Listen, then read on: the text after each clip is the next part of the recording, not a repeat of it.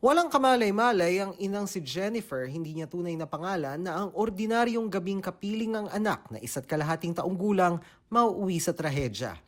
Alas 8 ng gabi, June 21, naghapunan daw ang kanyang anak ng kanin at sabaw. Matapos ang kalahating oras, dumede raw ito bago natulog bandang alas 9 ng gabi. Around 12:40 AM po.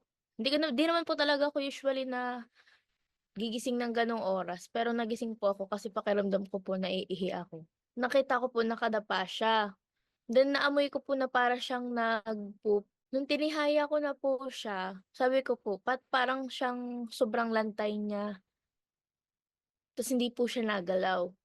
Then nung binuksan ko po yung ilaw, nakita ko po na yung bibig po niya medyo violet na. Isinugod sa ospital ang bata at doon lumabas na marami raw liquid at pagkain na nakuha sa baga ng bata. Base sa death certificate, pneumonia aspiration ang ikinamatay ng bata.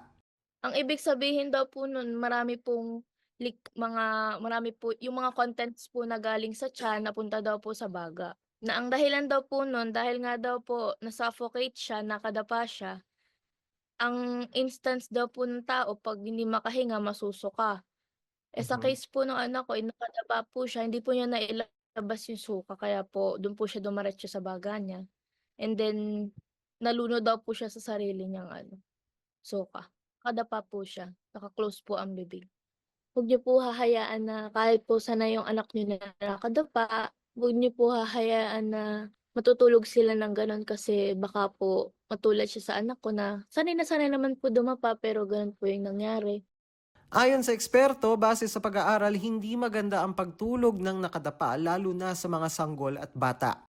Some researchers show that sleeping on the stomach can block the airway because it increases what we call rebreathing. That means they breathe on their own exhaled air. Bumababa yung oxygen mo sa katawan mo. And the level of carbon dioxide rises. So that's really not good. If you have a baby who is in the chest position, hindi nila kayang bumaliktad, no, to stay on the back position already.